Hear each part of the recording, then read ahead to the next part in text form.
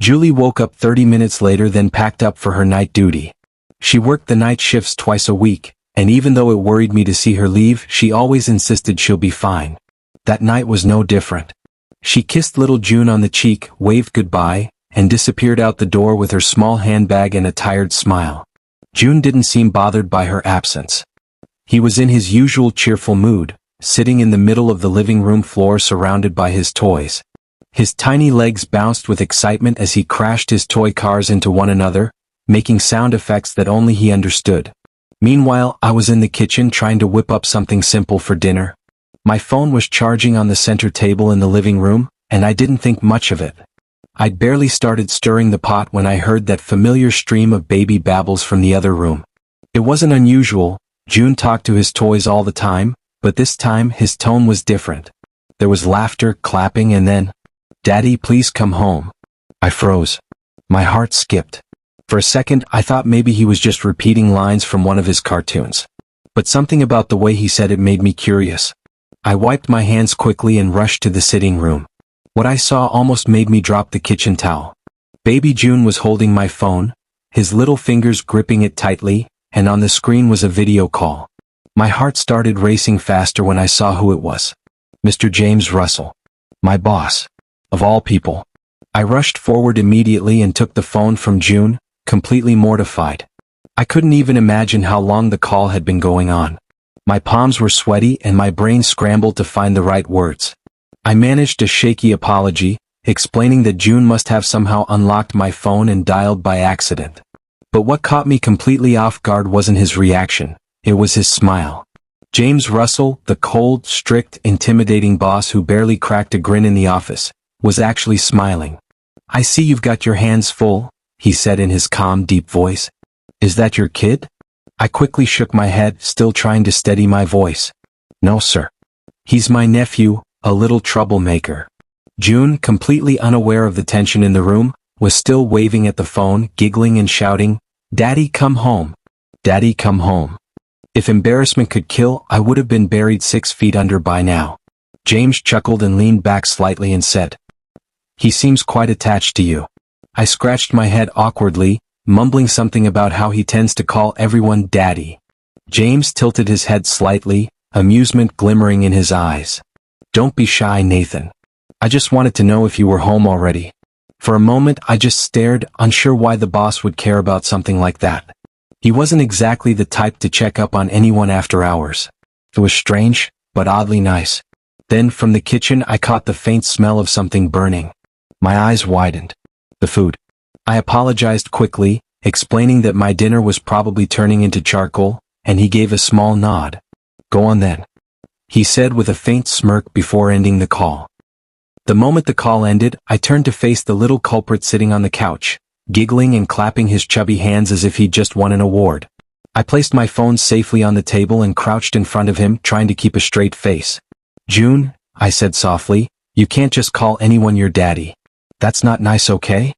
He blinked up at me with his big innocent eyes, not understanding a single word of my adult reasoning. When I frowned slightly, his lower lip began to tremble, and before I could even blink, his face crumpled and he started crying. The guilt hit me instantly. I sighed, picked him up, and rocked him gently in my arms. All right. Don't cry, champ. I'm not mad." His tiny hands clutched my shirt tightly, tears smearing his soft cheeks. I wiped them off, whispered a few calming words, and soon he settled down again. After feeding him and cleaning up, he finally drifted off to sleep, hugging his stuffed bear tightly. I covered him with a light blanket and tiptoed out to the sitting room. The apartment was silent except for the faint hum of the ceiling fan. I sank into the couch and picked up my phone, staring at the screen that had earlier shown James Russell's face. A video call. He didn't have to answer it. But he did. I scrolled absently through my messages, but my mind wasn't in it. Why had he even called me in the first place? Was it curiosity? Concern? Or was he just being polite because of the baby? I couldn't tell. James wasn't exactly the friendly boss type. The man was a walking iceberg. Still, that small smile he gave during the call lingered in my head far longer than I wanted to admit. By the time I went to bed, I was still thinking about it. The next morning came quickly. The sound of Julie unlocking the door stirred me awake. She stepped in looking tired but cheerful, her uniform slightly wrinkled from her overnight shift. I was already dressed for work, sipping coffee and reviewing some notes on my phone. "Morning, Nathan," she greeted with a yawn. "Morning, sis," I replied, adjusting my tie. Baby June, who had woken up a few minutes earlier, toddled toward me, arms outstretched. I picked him up for a quick hug before setting him down again. Then, just as I was about to leave, he looked up at me with those bright eyes and said, clear as day, "Take me to Daddy." Julie paused mid-step, frowning. "Daddy?" she repeated, her eyebrows arching in confusion. "What daddy is he talking about?" I groaned softly, rubbing the back of my neck. "Don't ask. It's my boss, Mr. James Russell. He somehow had a video call with June last night. Since then, the little troublemaker won't stop calling him Daddy." Julie burst into laughter, her tiredness replaced with amusement. "Oh really? Well, tell our little June here that one day he'll get to see this so-called daddy." Baby June clapped happily at that, while I stood there giving Julie a look that clearly said, "You've got to be kidding me." There was no way I was taking a 2-year-old to work, especially not to meet the same intimidating man who could fire people just for sneezing too loud. Julie kept laughing, waving her hand dismissively as she took June into her arms. "Go on, you'll be late," she said teasingly. I sighed, grabbed my bag and headed for the door. As I glanced back, June was still waving his tiny hand, smiling brightly. "Bye, Daddy," he shouted. Julie laughed again and I could only shake my head helplessly. If only they both knew that bringing June anywhere near James Russell would be the quickest way to end my career before it even started. By the time I got to work, I was still replaying the events of last night, Baby June's mischievous video call, my boss's unexpected smile, and that embarrassing "Daddy" incident. I tried to shake it off as I walked into the office, but the moment I stepped inside, the memory came flooding back again. I sighed and headed straight to the pantry to prepare Mr. James Russell's coffee, his morning ritual. I had the routine memorized now: 2 cubes of sugar, no milk, extra strong. He liked it black. As the coffee brewed, the scent filled the air, calming me a bit. But the moment I held that cup in my hands, the nervousness returned.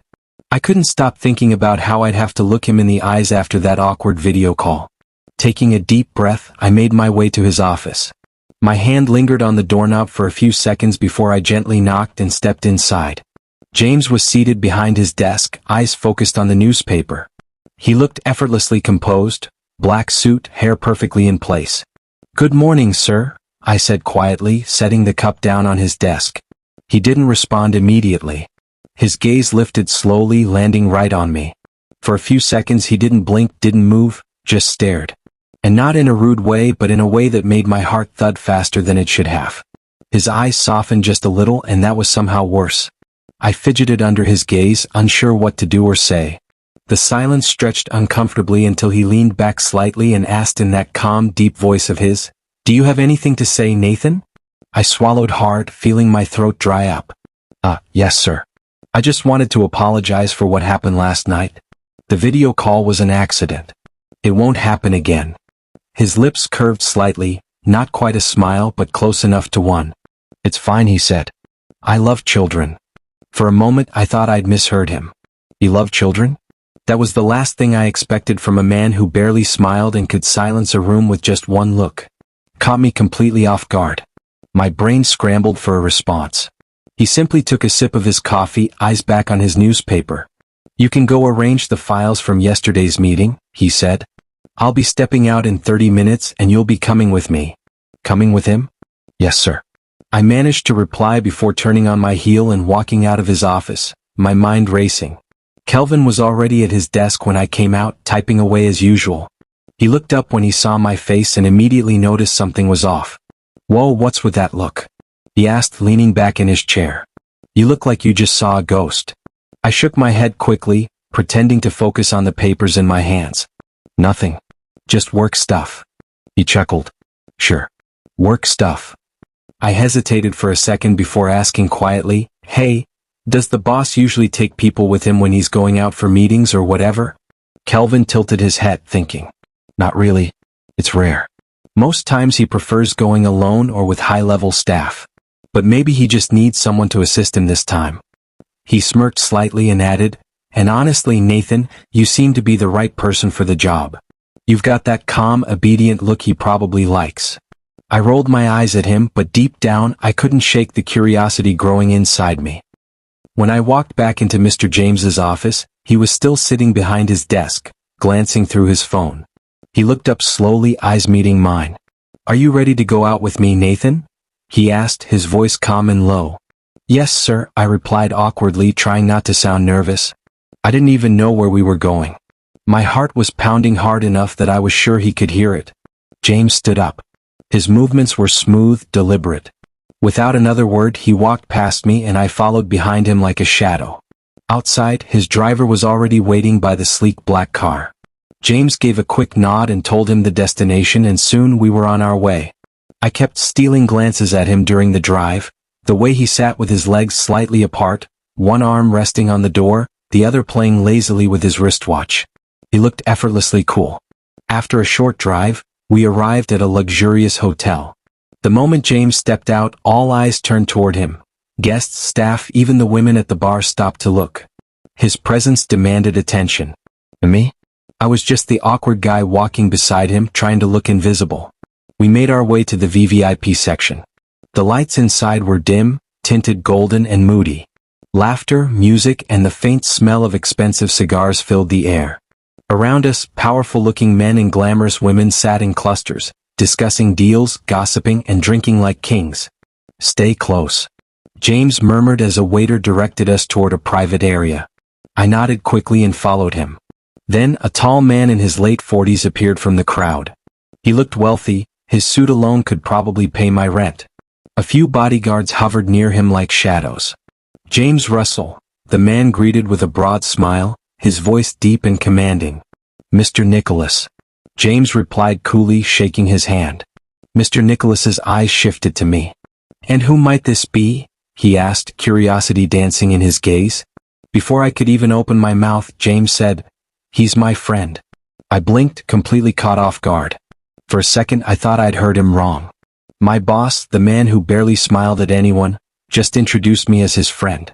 My face grew warm. I wanted to say something, but the words refused to come out. Mr. Nicholas grinned knowingly, then motioned for us to sit. We joined a table where a few other influential men sat with women laughing and clinging to their sides. The waiters brought trays of food and drinks, whiskey, wine, champagne. James took a glass of his favorite whiskey, his eyes calm and calculating as always. "Take something," he told me. I hesitated before reaching for a soft drink. The men at the table burst into laughter. "That's for girls," one of them said between chuckles, and even the ladies giggled. Heat rose to my face again.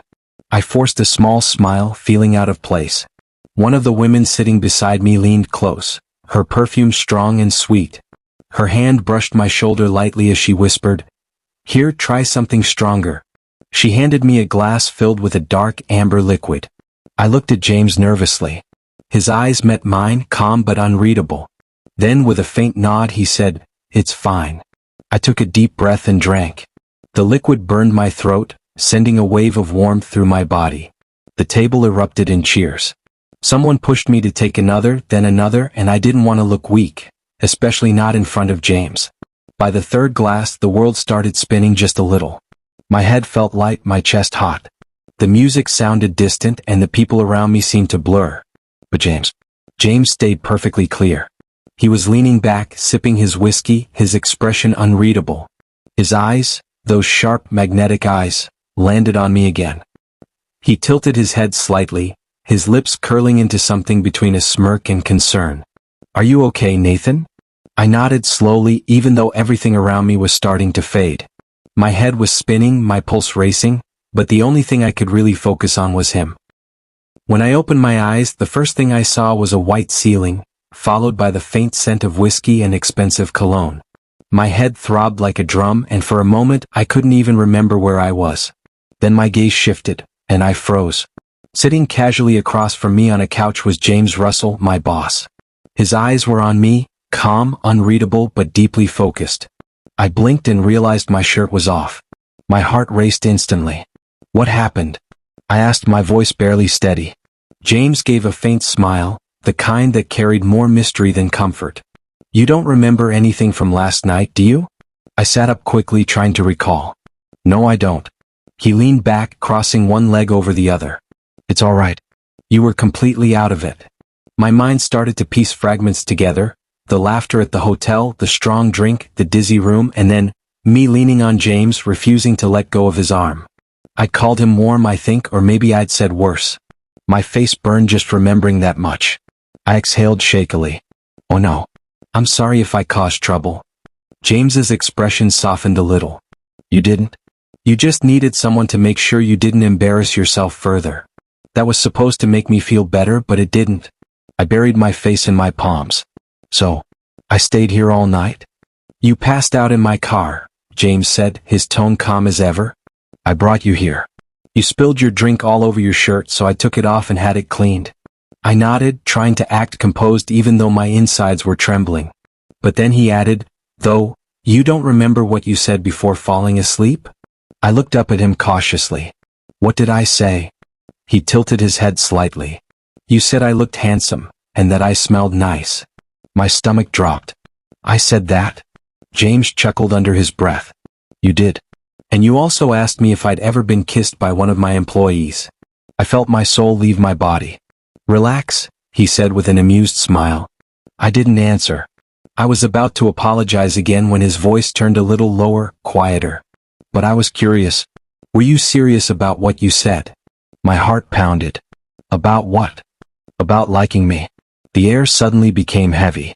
I wanted to say no, to laugh it off, but the way his eyes locked onto mine made lying impossible. My mouth went dry and I looked away. I don't know. James stood up then, walking slowly toward me until he stood just a few inches away. Don't know, or don't want to admit it? He asked softly. I swallowed hard, my pulse quickening. He stopped me by gently placing a hand behind my neck and pulling me closer to himself. Not forceful, just steady enough to keep my eyes on him. You're nervous, he said quietly, almost to himself. That's how I know it's true. I didn't say anything. I couldn't. The silence stretched between us, and I didn't even realize I was holding my breath until James stepped back, giving me space again. Don't look so terrified, he said with a small smirk. I'm not going to fire you. I blinked at him in confusion. Then what are you saying? He looked away briefly as if considering whether to speak at all. Then with that same calm tone he said, I'm saying maybe you should think about being my bedmate or my boyfriend instead. My brain froze. Boyfriend? I couldn't even process the word before he added, just think about it, Nathan. I stood there speechless, clutching my clean shirt against my chest. James turned toward the window, his back to me now, as if the conversation had ended. When I finally stepped out of his apartment, the cool night air hit my face, but it didn't clear the storm in my head. By the time I got home, my thoughts were still spinning. Baby June came running to me, yelling, Daddy, and wrapping his tiny arms around my leg, his face glowing with innocent joy. I smiled faintly and lifted him up, but my mind was far away, still stuck in that quiet apartment, still hearing James's deep voice echoing in my head. Maybe you should think about being my bedmate or my boyfriend instead. How was I supposed to escape a boss like that?